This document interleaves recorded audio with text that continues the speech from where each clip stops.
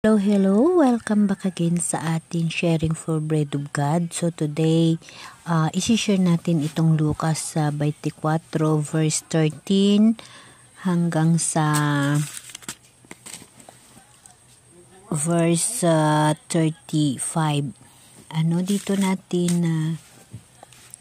makikita at maunawaan ang mga lahat na nakasulat dito, at kung bigyan natin ng halaga at kahalagahan, ito ho yung mga tao na halimbawa ay noong mga panahon ay mga propeta, o noong mga panahon sila ho yung naglalakad o nagbibigay ng mga aral sa mga tao. Ito sila ay mga tao na sa history ng buhay ni Jesus Christ nung siya ay buhay pa. So nung buhay pa siya, nagkaroon si Jesus ng kasama na 11 yung kasama niya, yung mga apostles, di ba? Ngunit may nakalagay rin na ang dalawa ay naglalakad. So ito, basahin natin sa verse 13 ng Lucas 24. Nang araw ding iyon, ang dalawa sa mga alagad ay patungo sa isang nayon, tinatawag na Emmaus, may 11 kilometro ang layo sa Jerusalem.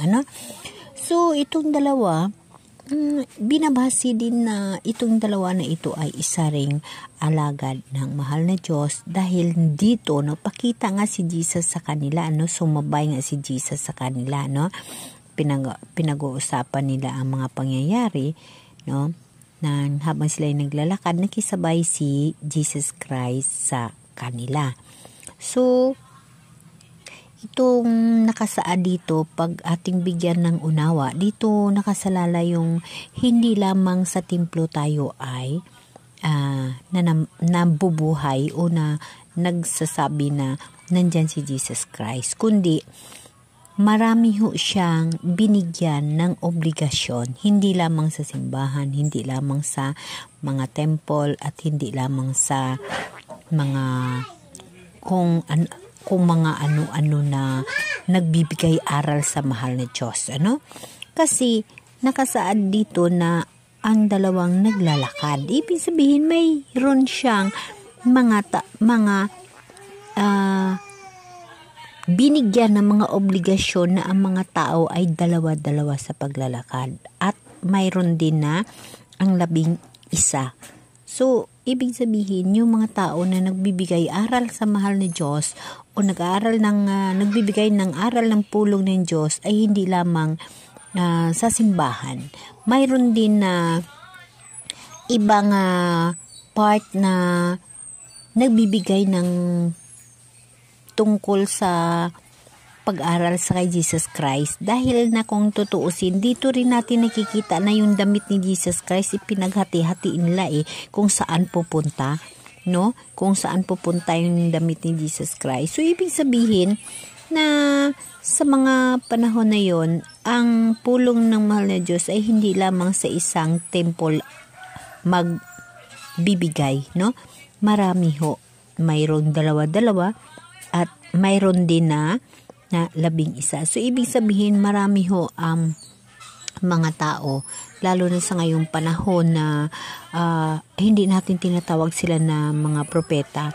Mayroon din na propeta, and then mayroon na pari, mayroon pastor, So, ibig sabihin, hindi lamang sarili yun, binibigay ni Jesus Christ yung kanyang alintuntunin o kanyang pagpanaliksik sa kanyang pulong, o hindi lamang sa isang grupo o sa isang iglesia ibinibigay ito, kundi mayroon pang ibang mga iglesia na binibigyan ng karapatan upang ibahagi ang kanyang pulong.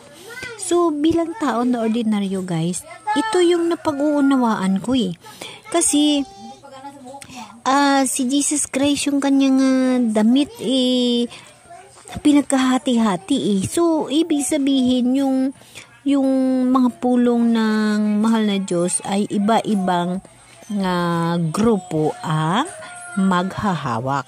Kasi kahit dito sa nakalagay ang dalawa sa mga alagad niya dalawa-dalawa ang paglalakad at mayroon din na 11. So, kailangan talaga natin talakayin at pag-aaralan ang Bible upang maunawaan natin. At the same time, dapat natin talaga tatandaan na hindi lamang tayo na naniniwala sa mga temple, kundi sa sariling ating nararamdaman at sa ating puso. Yun yung makaligtas sa atin sa kabilang buhay upang makasama natin ang mahal na Diyos.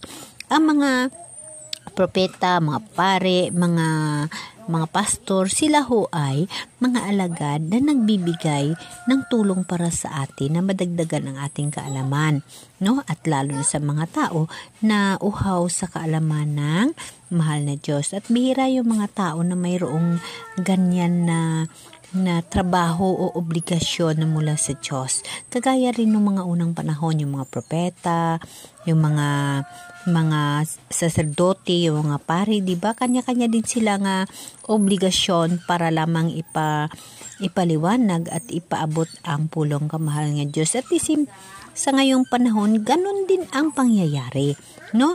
So, hindi lamang sa simbahan, hindi lamang sa pari, sa Katoliko, di ba? Marami. Amen? Amen.